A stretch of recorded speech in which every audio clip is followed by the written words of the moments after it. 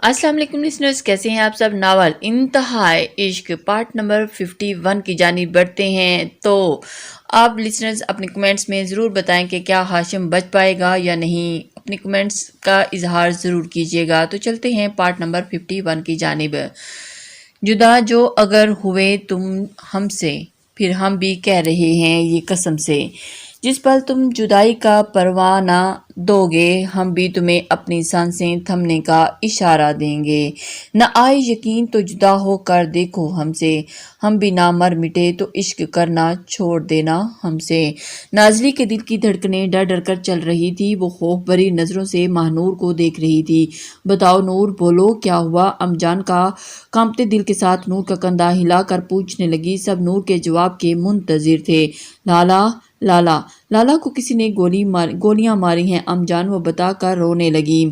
अमजान का रंग फक हुआ और हान बाबा के मजबूत कदम लड़खड़ाए थे। हान बाबा दड़ावर ने जल्दी से आगे बढ़कर इन्हें थामा। नाज़ली तो पहले ही समझ चुकी थी कि हाशिम को कुछ हुआ है, पर नूर की बात सुनकर उसे लगा जैसे किसी ने उसके दिल को नोचा था।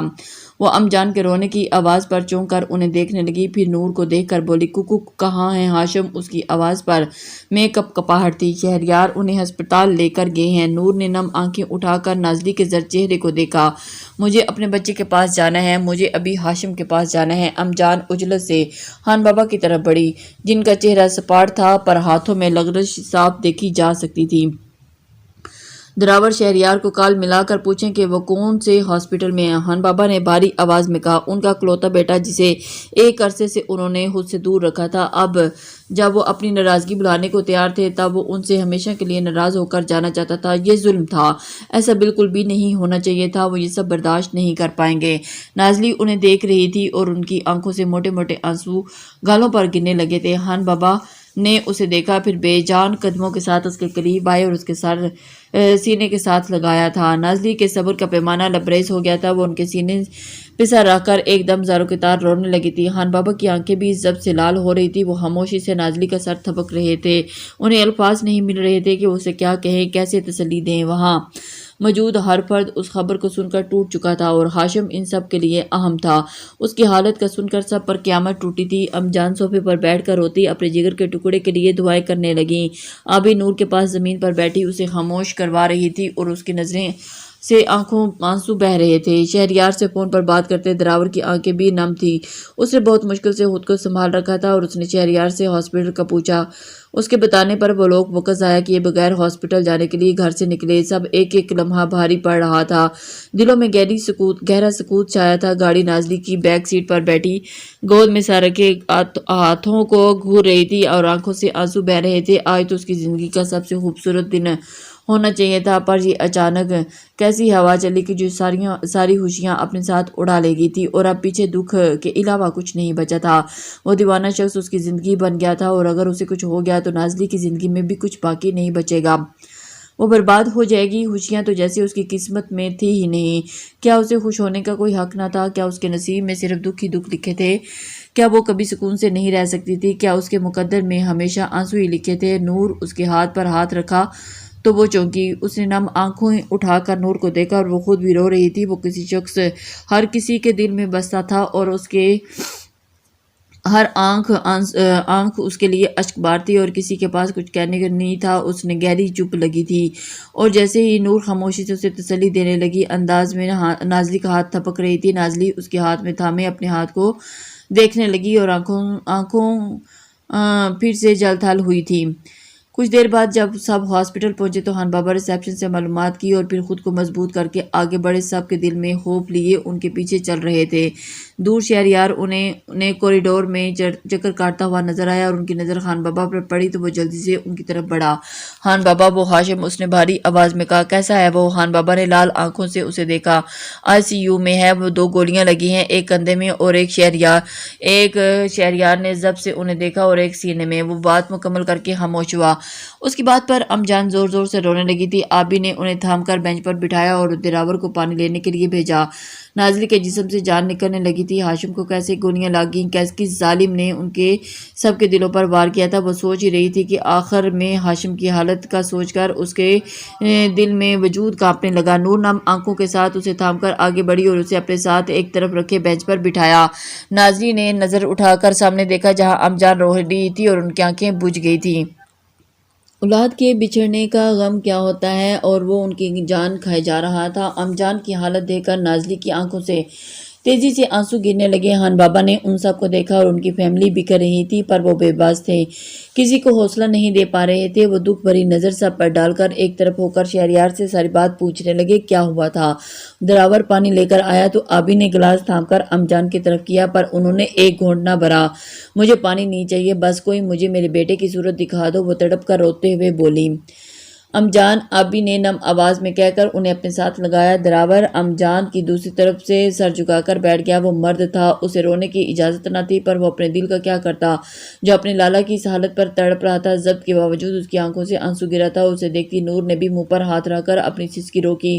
اسے خود کو مضبوط کرنا ہوگا اور اسے سب کو سنبھالنا ہوگا۔ وہ سب ٹوٹ گئے تھے، وہ خود بھی ٹوٹ تو گئی تھی پر اسے اپنے پیاروں کے لیے خود کو مضبوط کرنا تھا اور اس برے وقت میں سب کو سنبھال سکے اور ان سب کا سہارا بن سکے۔ اس نے دراور سے نظر ہٹا کر سامنے بیٹھی نازلی کو دیکھا جو ہاتھوں میں چہرہ چھپائے رو رہی تھی۔ شش نازلی، رو نہیں، لالا کے لیے دعا کرو، اس نے نازلی کے کندھے پر ہاتھ رکھ کر نرمی سے کہا۔ نازلی نے ہاتھ ہٹا کر گلابی آنکھوں سے اسے دیکھا۔ میری تو ہر دھڑکن ان کے لیے دعا نکل رہی ہے نور، میری آتی جاتی سانسیں ان کی زندگی کے لیے دعائیں کر رہی ہے۔ میں تو ہمیشہ ان کی خوشی، ان کی سلامتی کی دعا مانگتی تھی، پھر کیسے وہ موت کی دہلیز پر کھڑے ہو گئے؟ انہیں کیسے کچھ ہو گیا؟ انہیں تو کچھ ہونے نہیں چاہیے تھا نور، کچھ نہیں، وہ بیچارگی سے نم آنکھوں نم آواز میں کہہ رہی تھی اور اس کا دل ہزار ٹکڑوں میں تقسیم ہو رہا تھا۔ نور اسے دکھ سے دیکھ رہی تھی اور اس کا اپنا دل خون کے آنسو رو رہا تھا۔ تم میں سے کوئی مجھے یہ کیوں نہیں کہتا کہ ہاشم ٹھیک ہو جائیں گے؟ انہیں کچھ نہیں ہوگا، وہ ٹوٹے لہجے میں پوچھ رہی تھی۔ نور نے اس کی نم آنکھوں میں دیکھا، وہ لڑکی اس کی لالا کی جان تھی اور آج وہ زاروں زار رو رہی تھی اور اس کے آنسو نہ برداشت کرنے والا اس کا بھائی بے خبر تھا۔ نور نے اس کے دروازے کو دیکھا جس کے پیچھے مضبوط اس کا بھائی زندگی اور موت کی جنگ لڑ رہا تھا، جانے جیت کس کی ہونے والی تھی۔ ICU کے دروازے کو دیکھ کر نہ چاہتے ہوئے بھی نور کی آنکھوں سے آنسو بہنے لگے تھے۔ نازلی اب بھی ٹوٹے ہوئے انداز میں اسے دیکھ رہی تھی۔ نور نے نظر پھیر کر نیلی آنکھوں میں دیکھا، لالا کو کچھ نہیں ہوگا، وہ زندہ ہیں تمہارے لیے اور ہم سب کے لیے۔ اس نے نازلی کا کانپتے ہاتھوں سے تھامے، اور تم اٹک رہی ہو، تمہاری آواز کانپ رہی ہے۔ نازلی نے خوف سے اسے دیکھا، اسے ڈر لگ رہا تھا کہ نور اپنے لفظ کیسے پر یقین نہیں ہے، وہ بے یقین ہے اور کہیں ہاشم کو کچھ نہ ہو جائے۔ کیا واقعی ہاشم کو کچھ ہو جائے گا؟ کیا واقعی وہ انہیں چھوڑ کر چلا جائے گا؟ مجھے بہت ڈر لگ رہا ہے، نور کا جواب نہ پا کر نازلی نے رندی آواز میں کہا۔ نور نے پلک جھپک کر آنسوؤں کو روکا اور پھر آگے ہو کر نازلی کو گلے لگایا۔ میرے اتنے بہادر لالا کی بیوی ہو کر ڈر رہی ہو تم نازلی، یہ کوئی اچھی بات نہیں ہے۔ نور کی نم آواز کے ساتھ مسکرائی تھی، اس مسکراہٹ میں درد کرب تھا۔ میں تمہارے لالا کی طرح بہادر نہیں ہوں نور، میں ڈرپوک ہوں، انہیں کھونے سے ڈرتی ہوں، میں نہیں بن سکتی بہادر۔ تم پلیز اپنے لالا سے کہو کہ وہ ایسا نہ کریں، وہ میرے ساتھ ایسا نہ کرے ورنہ میں مر جاؤں گی، وہ روتے ہوئے کہہ رہی تھی۔ نور کا دل مٹھی میں بھینچا، اس نے نازلی کو خود سے الگ کر کے آنسو صاف کیے۔ لالا کو ہم سب سے بہت محبت ہے، وہ ہمیں چھوڑ کر نہیں جائیں گے۔ اور نور کی بات ابھی منہ میں ہی تھی کہ ICU کا دروازہ کھلا اور ایک ڈاکٹر باہر نکلا۔ شہریار، ہان بابا اور دراور جلدی سے ڈاکٹر کی طرف۔ وہ کیسا ہے؟ ہان بابا نے لرزتی آواز میں پوچھا۔ ہم نے دونوں گولیاں نکال دی ہیں پر سینے پر گولی لگنے کی وجہ سے ان کی حالت بہت کرٹیکل ہے، اگر کل تک وہ ہوش میں نہ آئے تو ان کا بچنا مشکل ہے، آپ لوگ ان کے لیے دعا کریں۔ ڈاکٹر ان کے سر پر دھماکہ کر کے خود آگے بڑھ گیا تھا، وہ سب پتھر کے ہو کر رہ گئے تھے۔ وہ ایک شخص ان سب سے جڑا تھا اور اس کی تکلیف اپنے اندر محسوس کر رہے تھے۔ وہ کیوں انہیں امتحان میں ڈال رہا تھا؟ انہیں معلوم ہونا چاہیے کہ اس کے بغیر وہ سب بھی کچھ نہیں ہے۔ وہ سب بت بنے کھڑے تھے۔ تبھی اڑی رنگت کے ساتھ اسپی وہاں آیا اور اس کی حالت بھی ان سب سے کم نہ تھی۔ اس نے آ کر ہان بابا کے کندھے پر ہاتھ رکھا۔ کیسا ہے ہاشم؟ اس کی آواز میں انجانا سا ڈر تھا اور اس کی حالت ٹھیک نہیں ہے، سینے میں گولی لگی ہے، اس کی زندگی کے لیے سب دعا کرو۔ ہان بابا نے پتھرائی آنکھوں سے اسے دیکھا۔ اسپی کا دل اچھل کر حلق میں آ گیا، ایسا کیسے ہو سکتا ہے؟ کیسے اس کا یار اس حال میں پہنچ گیا؟ اس کا دوست تو بہت بہادر تھا، وہ کیسے موت کے منہ میں چلا گیا؟ اسپی سنسا کھڑا تھا۔ خان بابا مرے قدموں کے ساتھ امجان کے پاس بیٹھے اور پھر ان کا ہاتھ کانپتے اپنے ہاتھ میں لیا۔ کہنے کو کچھ نہ تھا، بس آج آنسو ہوئی ان کے دل کی کیفیت بیان کر رہے تھے۔ نازلی تو کب سے زمین کو گھور رہی تھی، وہ اپنی ہوش میں بھی بلا بیٹھی تھی، اور وہ پھر یا تو صرف وہ شخص تھا جو اس کی رگ رگ میں اتر چکا تھا، اسے محبت کے اس مقام تک لا کر وہ اسے چھوڑ کر جانے کی کوشش کر رہا تھا۔ ہاشم کو اس کے ساتھ ایسا نہیں کرنا چاہیے تھا، اس کے نازک دل کے ساتھ نہیں کھیلنا چاہیے تھا۔ اس نے ہاتھ بڑھا کر اپنے سفید دوپٹے کا پلو تھاما اور سر جھکائے اسے دیکھتی رہی۔ آنسو گرا کر دوپٹے میں جذب ہوتے چلے گئے، اور آج تو اس نے اس شہزادے سے محبت کا اظہار کرنا تھا۔ آج تو وہ اس کی دنیا کی ہر خوشی دینا چاہتی تھی، پر وہ جیسے اس کی ہر خوشی چھیننے کے در پہ تھا، اور آج اس سے دور جا کر اسے جیتے جی مارنا چاہتا تھا۔ بھلا اس کے بغیر اس کی نازلی کی زندگی کیا ہوگی؟ کچھ وقت پہلے وہ کتنی شدت سے اس کا انتظار کر رہی تھی۔ وہ چاہتی تھی کہ آج وہ اسے دیکھتا، اور اس کی سیاہ آنکھیں جب اسے اس لباس میں دیکھتی تب اس کی آنکھوں کی کیا کیفیت ہوتی۔ وہ آنکھیں تو مزید روشنیوں سے بھر جاتی، اس کی پرواری جاتی اور اس کی نظر اتارتی، پر وہ تو اسے دیکھ ہی نہیں پائی تھی۔ اگر وہ سیاہ آنکھیں پھر بھی کبھی اس کی طرف نہ اٹھی تو اس کی آنکھوں کے چہرے کو کبھی نہ چھوا تو وہ کیسے رو پائے گی اور رہ پائے گی؟ اور اس شخص کے بغیر ہاشم نے اس نازک سے لڑکی کو اپنی عادت ڈال دی تھی، اور اب اسے موڑ پر لا کر اکیلے چھوڑنا چاہتا تھا۔ وہ تو اب اس کے بغیر زندگی کا تصور بھی نہیں کر سکتی تھی۔ اگر اسے کچھ ہو گیا تو وہ بھی زندہ نہیں رہ پائے گی، وہ رہ پائے گی نہیں رہ پائے گی، وہ اس کے ساتھ ہی مر جائے گی۔ وہ سب وہیں بیٹھے رہے۔ دوپہر سے شام اور شام سے رات کے سائے پھیلنے لگے۔ سب اپنے ہوش بلائے ہاشم کے لیے فکر مند تھے۔ امجان جائے نماز پر بیٹھی اپنے پیارے بیٹے کی زندگی کے لیے دعائیں مانگ رہی تھی۔ باقی سب کے لیے بھی مسلسل دعائیں کر رہے تھے۔ اللہ سے ہاشم کی زندگی کی دعائیں مانگ رہے تھے۔ نازلی کی آنکھیں رو رو کر گلابی ہو گئی تھیں، پر آنسو اب بھی تھمنے کا نام نہیں لے رہے تھے۔ اسپی ان سب کے لیے چائے لے کر آیا تھا، جسے بمشکل انہوں نے حلق سے نیچے اتارا۔ نازلی نے تو پانی کے 2 گھونٹ بھرے تھے، اور اب اس سارے وقت میں شہریار اور اسپی کے بارے میں ڈاکٹر سے پوچھے جا رہے تھے، پر ڈاکٹرز کی طرف سے کوئی ایسا جواب نہ آیا جو ان کے دل کو سکون پہنچانے کا باعث بنتا۔ ہاشم کی طبیعت ہنوز ویسی ہی تھی۔ شہریار دیوار سے ٹیک لگائے کھڑا تھا، نظریں سامنے بیٹھی نور پر تھی، جس کا سر جھکا ہوا تھا جیسے کسی سوچ میں ڈوبی۔ اس کا مرجھایا چہرہ دیکھ کر اس کے دل کو کچھ ہوا تھا۔ وہ جانتا تھا کہ اس وقت وہ کس درد اور کرد تکلیف میں ہوگی۔ ہاشم میں اس کی جان بستی تھی، اور وہ اس کا اکلوتا لاڈلا بھائی تھا۔ انسان اپنے پیاروں کی تکلیف کہاں برداشت کر سکتا ہے؟ وہ سب تکلیف میں تھے۔ شہریار خود کو بھی تو درد میں تھا۔ ہاشم اس کا تو اپنا تھا، اور اس کے بچپن کا دوست، اس کا کزن، اس کا بھائی۔ بھلے ہی وہ پچھلے کچھ عرصے سے وہ ہاشم سے ناراض رہا تھا، اس کی حالت یہ شہریار سے برداشت نہیں ہو رہی تھی۔ سالوں کی دوستی اور محبت کچھ عرصے کی ناراضگی پر بھاری تھی۔ وہ ہاشم کو کسی بھی حالت میں ٹھیک ہوتے دیکھنا چاہتا تھا، بس ایک بار وہ ٹھیک ہو جائے، پھر وہ اپنی ساری زندگی کی ساری ناراضگی بھلا کر اسے گلے سے لگا لے گا۔ پر وہ نہیں جانتا تھا کہ زندگی اسے موقع دے گی بھی کہ نہیں۔ کبھی کبھی اپنوں سے فاصلہ طے کرنے میں اتنا وقت لگا لیتے ہیں، پھر جب ہم وہ فاصلہ سمیٹنا چاہتے ہیں تو وہ اپنے کو گلے لگانا چاہتے ہیں، پھر تب تک وہ ہمارے ہاتھ نہیں آتا، بس خاک رہ جاتا ہے جسے تیز ہوائیں اپنے ساتھ اڑا لے جاتی ہیں، اور انسان پچھتاتا رہ جاتا ہے، بالکل خان بابا اور شہریار کی طرح۔ وقت کو کبھی بھی گنوانا نہیں چاہیے۔ اگر آپ کا کوئی اپنا دور ہے تو ناراض ہے، تو وقت رہتے ہی اسے دوری کم کر دیں، اس کی ناراضگی ختم کر دیں۔ اگر وہ ہاشم کی طرح اپنی غلطی کی معافی مانگے تو اسے معاف کر دیں، کیونکہ ایک بار وقت ہاتھ سے پھسل گیا تو لوٹ کر واپس نہیں آتا۔ رات کے 11 بج چکے تھے اور وہ سب وہیں موجود تھے۔ ہاسپٹل سٹاف نے انہیں گھر جانے کا کہا، چونکہ ہاسپٹل میں وہ سب نہیں رہ سکتے تھے، اور ویسے بھی ہاشم ICU میں تھا، اس لیے اس کے پاس جانے کی کسی کو اجازت نہ تھی۔ بس 1-2 بندہ وہاں رک سکتے تھے، اس لیے خان بابا نے ان سب کو جانے کا کہا، اور وہ اور شہریار وہاں رکنے والے تھے، پر ان میں سے کوئی بھی وہاں جانے سے تیار نہ تھا۔ وہ کیسے اس حالت میں ہاشم کو چھوڑ کر جا سکتے تھے؟ پر خان بابا کے نرمی سے سمجھانے پر وہ جانے کے لیے مان گئے تھے۔ نازلی وہاں سے جانا نہیں چاہتی تھی، پر وہ خان بابا کی بات انکار نہیں کر سکتی تھی، اس لیے دل پر پتھر رکھ کر خاموش ہو گئی۔ جانے سے پہلے امجان نے ہاشم کو دیکھنے کی ضد باندھ لی۔ ڈاکٹرز اجازت نہیں دیں گے بیگم، ابھی ہاشم ICU میں ہے، وہاں کسی کو جانے کی اجازت نہیں دیتے۔ خان بابا انہیں نرمی سے سمجھایا، مجھے نہیں معلوم، مجھے اپنے بچے کو دیکھنا ہے، ورنہ میں یہاں سے نہیں جاؤں گی۔ امجان نے نم آواز میں کہا، مجھے انہیں دیکھنا ہے۔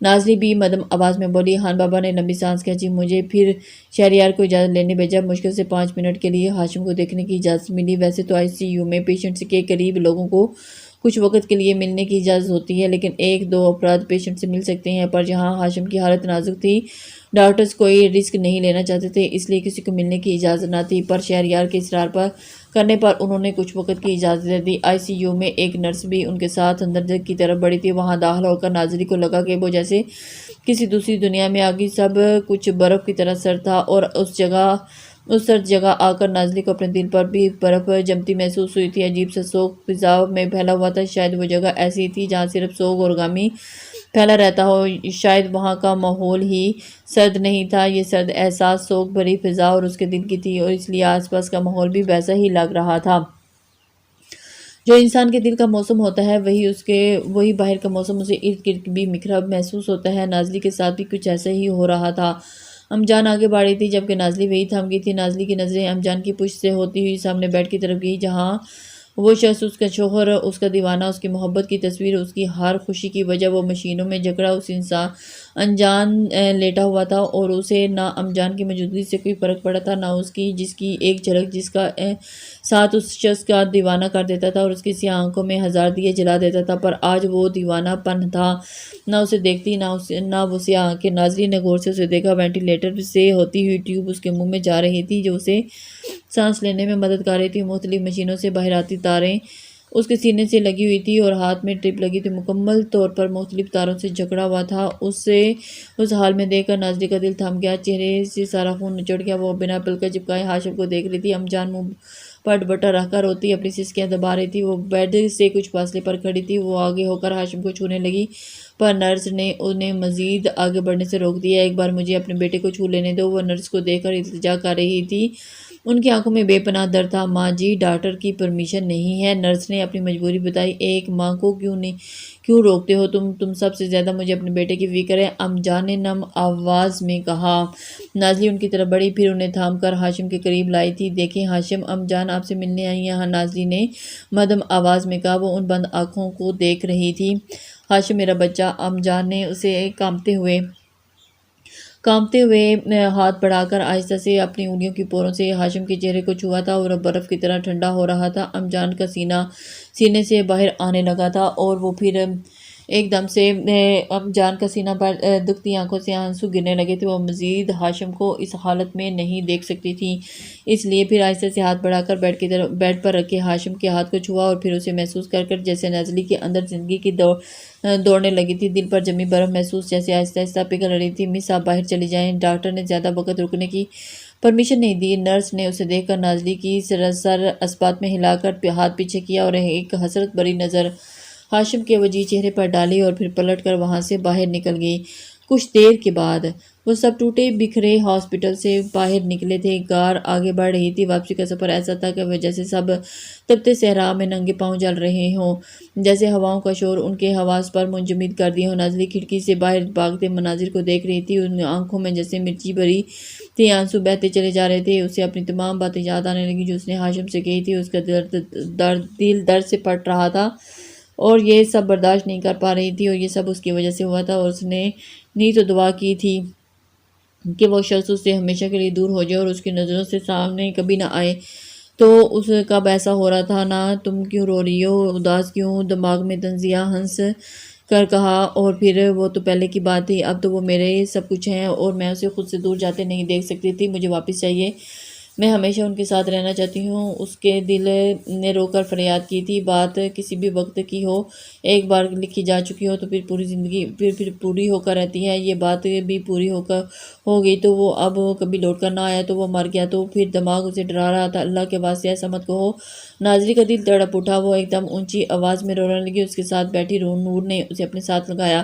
میں انہیں کھونا نہیں چاہتی، میں مر جاؤں گی نور، وہ ان کے بغیر زندگی کا تصور بھی نہیں کر سکتی۔ وہ ہچکی بھر کر روئی اور وہ رو رہی تھی اور اس کے ساتھ باقی سب کو بھی رلا رہی تھی۔ امجان اور ساتھ آگے بیٹھی تھی جبکہ وہ تینوں پیچھے بیٹھی تھی اور سب کے دل دنیا پر حشر برپا کر رہے تھے۔ نازلی اس قدر تڑپ کر رونے پر امجان ایک دم رونے لگی۔ ڈرائیونگ کرتے ڈرائیور کے ہاتھ کانپ رہے تھے اور ابھی کھڑکی سے باہر دیکھتی اپنے آنسو چھپانے کی کوشش کر رہی تھی، جبکہ نور اور نازلی اسے ساتھ لگائے رو رہی تھی۔ کچھ گھنٹے کے پہلے وہ تمام چہرے مسکرا رہے تھے اور خوشی سے چمک رہے تھے۔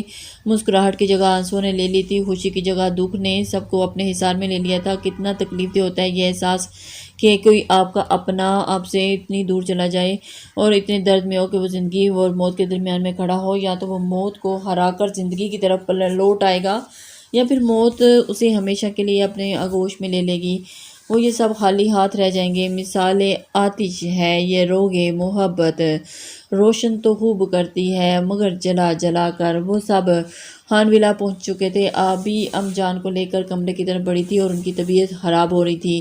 دراور خاموشی سے ٹیرس پر چلا گیا جبکہ نور اور نازلی وہیں حال میں کھڑی تھیں جہاں وہ ٹوکریاں ابھی میز پر رکھی تھی۔ رنگ برنگی چوڑیاں نازلی کا منہ چڑھا رہی تھی اور اسے ان سب سے وحشت ہونے لگی تھی، اور وہاں اپنے کمرے کی طرف بڑھ گئی۔ نور نے اداسی سے اس کی پشت کو دیکھا۔ وہ کتنی خوش تھی۔ آج نازلی اور ہاشم کی زندگی میں سب کچھ ٹھیک ہو جائے گا، پر انسان جیسا سوچتا ہے ویسا کچھ نہیں ہوتا۔ ضروری تو نہیں کہ ویسا ہی ہو۔ نور نے لمبی سانس کھینچی، تبھی اپنے پیچھے اپنے قدموں کی چاپ سنائی دی۔ اس نے پلٹ کر دیکھا تو امجد بابا تھے۔ ہاشم صاحب کیسے ہیں؟ انہوں نے آہستہ آواز میں پوچھا۔ لہجے میں دکھ صاف ظاہر تھا۔ وہ ٹھیک نہیں ہے امجد بابا، آپ ان کے لیے دعا کریں کہ میرا لالا بچ جائیں۔ نور نے بتاتے ہوئے ایک دم رو پڑی تھی۔ امجد بابا کی آنکھیں بھی نم ہوئی تھیں۔ ہاشم ان کے لیے بیٹے کی طرح تھے۔ یہ ہاشم کی حالت کا سن کر انہیں بھی بہت دکھ ہوا تھا۔ وہ ٹھیک ہو جائیں گے بیٹا، آپ سب حوصلہ کریں، انہوں نے نور کا سر تھپک کر کہا اور پلٹ کر چلے گئے۔ انہیں باقی سب نوکروں کو بھی ہاشم کا بتانا تھا۔ وہ سب سے دوپہر سے پریشان تھے، انہیں ہاشم کی سلامتی کے لیے دعا کرنی تھی۔ نور نے آنسو صاف کیے اور پھر کچن کی طرف بڑھی اور ان سب کے لیے کھانا لگایا۔ 2 دن میں بھی کچھ نہیں کھایا تھا، حلق سے کچھ نیچے نہیں اترا تھا۔ وہ سب کو بھوکا نہیں رہنے دے سکتی تھی، کم از کم تھوڑا بہت تو کھا لیتے۔ کچھ دیر کے بعد اسے ڈائننگ ٹیبل پر کھانا لگایا اور ام جان کے لیے روم میں ہی کھانا لے کر چلی گئی تھی۔ وہ کمرے میں آئی اور پھر آبی بیڈ پر ام جان کے ساتھ بیٹھی تھی اور ان کا سر دبا رہی تھی، اور جیسے ہی ام جان لیٹی تھی اور ان کی آنکھیں بند تھی، آبی نے انہیں دیکھا اور پھر یہ کھانا اسے ٹرے پر رکھے۔ ٹیبل پر ام جان کو ان کی آنکھیں ابھی بھی آنکھ لگی تھی، اور یہ اٹھ گئی تو میں انہیں کھانا کھلا دوں گی، تم بھی آ کر کھا لو۔ نور نے اسے دیکھا اور پھر میرا دل نہیں کر رہا، وہ اس نے چہرہ پھیر کر اپنی نم آنکھیں چھپانی چاہیے۔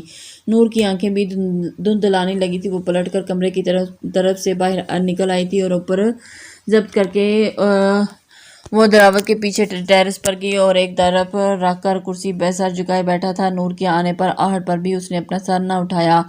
نور اس کے سامنے کھڑی ہو گئی اور دراور اس نے اوپر کیا اور کچھ نہ بولا۔ دراور اس نے آگے بڑھ کر اس کے کندھے پر ہاتھ رکھا۔ دراور نے نم آنکھیں اٹھا کر اسے دیکھا۔ السلام